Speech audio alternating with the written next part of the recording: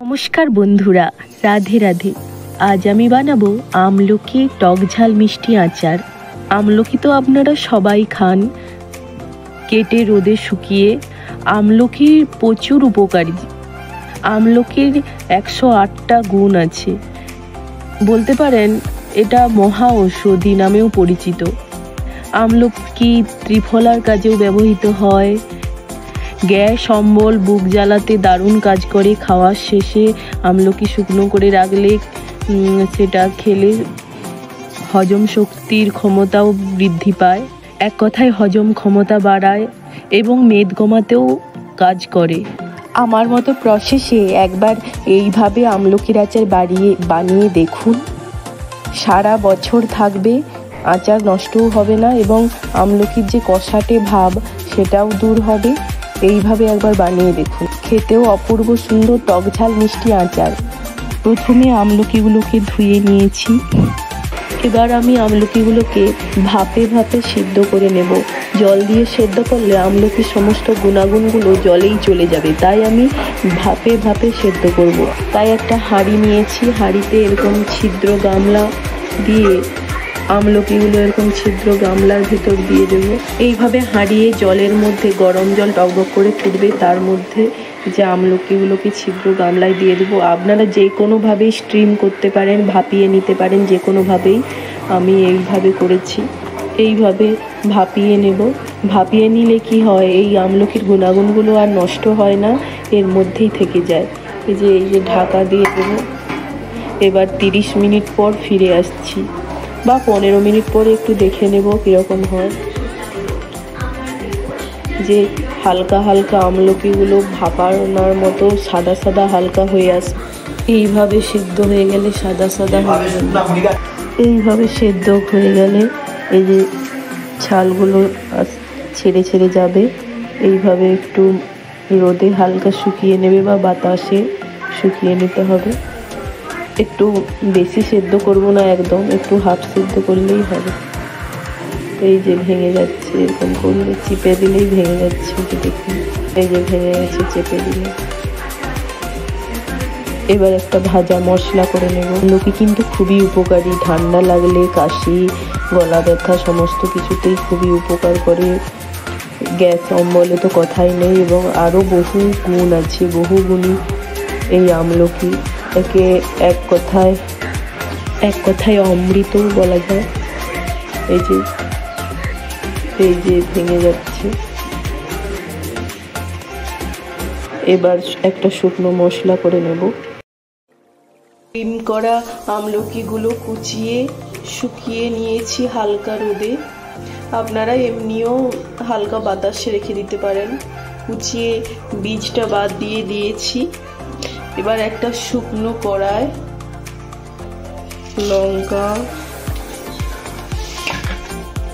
লঙ্কা, জিরে, পানমৌরি, 5 ফোড়ন, গোটা ধনে যদি থাকে দিতে পারেন। আমার কাছে গোটা ধনেটা নেই, তাই সানরাইজের ধনে পাউডারটাই নিয়েছি। আর নিয়েছি হিং নিয়েছি। এই সব মশলাগুলোকে শুকনো কড়ায় ভেজে নেব।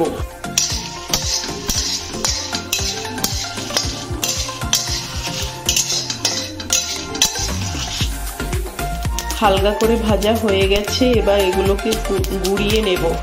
শুকনো লঙ্কা, গোটা জিরে, ধনে, পানমৌরি, এই যে মেথিটা লাস্টে দেব। মেথিটা না হলে তেতো হয়ে যাবে। মেথি দিয়েছি একটু। এই যে মেথি দিয়েছি একটু। মেথিটা না হলে তেতো হয়ে যাবে যদি আগে দেওয়া হয়। শুকনো লঙ্কা, গোটা জিরে, মেথি, পানমৌরি এবং গোটা ধনে সমস্ত কিছু আধা বেটে নেব। একদম গুঁড়ো করব না, একটু হালকা আধো বাটা থাকলে আচারের ক্ষেত্রে খুবই ভালো হয়। এই যে আধো মশলাগুলোকে রেখে দিয়েছি। এবার একটু চিনি গুঁড়ো করে নেব। 1 মুঠো চিনি নিয়েছি। 1 কেজি আমলকি কুচিকে 1 মুঠো চিনি দিলেই হবে। চিনিটা গুঁড়ো করে নিলে ভালোভাবে মিশে যায়। কড়াই তেল দিয়ে দেবো একটু হিং, হিং দিলে কি হয়, আচারটা সহজে নষ্টও হয় না এবং এর স্বাদটাও খুব ভালো লাগে, হিঙের স্বাদটাও, ও তাড়াতাড়ি সেদ্ধও হয়ে যায় সমস্ত কিছু মশলা। তা হিংটা তো মাস্ট দিতেই হবে এবং অনেক দিন সংরক্ষিত করে রাখাও যাবে হিংটা। হিংটা দিয়ে দেব, হিংটা দিয়ে দিয়েছি। এবার ধনে গুঁড়োটা আমি দিয়ে দেব, যেহেতু আমার গুঁড়ো ধনে গুঁড়ো তাই দিয়ে দিলাম একটু, এই যে সানরাইসের ধনে গুঁড়ো। তারপরে আমলকিগুলো দিয়ে দেব, এবার সমস্ত আমলকিগুলো নাড়বো। এই আমলকির আচার একবার বানিয়ে রেখে দিলেন, সারা বছর ভালো থাকবে এবং খেতেও খুব টক ঝাল মিষ্টি লাগবে এবং কারো ঠান্ডা লাগলে, ঠান্ডা লাগা, সর্দি কাশি সমস্ত কিছুতে চ্যবনপ্রাশের মতো কাজ করবে, খুব ভালো। এরকম আচার বানিয়ে নেবেন এবং ভাতের সাথে খেতে পারেন, রুটির সাথে খেতে পারেন, খুব সুন্দর লাগবে। বাড়িতে অবশ্যই ট্রাই করে দেখবেন, খুব ভালো খেতে হবে। তেল দিচ্ছি,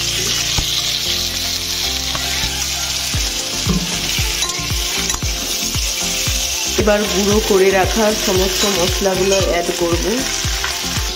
গ্যাস, অ্যাসিড, বুক জ্বালা সমস্ত কিছুতেই খুব ভালো কাজ করে। এইদিকে আমার গপু এসে গিয়েছে, দুষ্টুমি করছে। এইদিকে গুঁড়ো করে রাখা চিনি গুঁড়ো দিয়ে দেব, এবার মাখিয়ে নেব।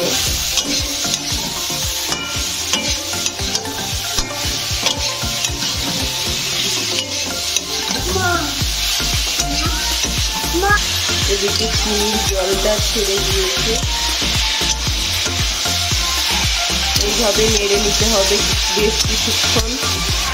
যেহেতু শীতকাল, বাবা একটু তালের গুড় এনেছিল, তো আমি ওটাও অ্যাড করলাম। আপনারা এটা স্কিপ করতেও পারেন বা একটু তালের গুড় অ্যাড করলে কি হয়, স্বাদটাও ভালো হয় আর খেতেও খুব সুন্দর লাগে ও খুবই উপকারী। সর্দি কাশি সমস্ত কিছুতে তালের গুড়টা খুবই উপকারী হয়। আর শীতকালে তালের গুড় কথাই হবে না। দিয়ে দেব স্বাদ মতো নুন, এমনি নুন ও বিট লবণ দুটোই আমি দিয়ে দিয়েছি, আপনারাও দিয়ে দেবেন।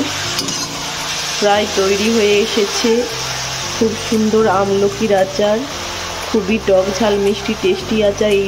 এইভাবে একবার বানিয়ে দেখবেন, খেতেও খুব সুন্দর লাগে, দুর্দান্ত খেতে লাগে, কি দারুণ লাগছে, জিভে জল চলে এসছে। তো আমার রান্না ভালো লেগে থাকলে আমার চ্যানেলটা অবশ্যই সাবস্ক্রাইব করবেন। ধন্যবাদ বন্ধুরা, রাধে রাধে।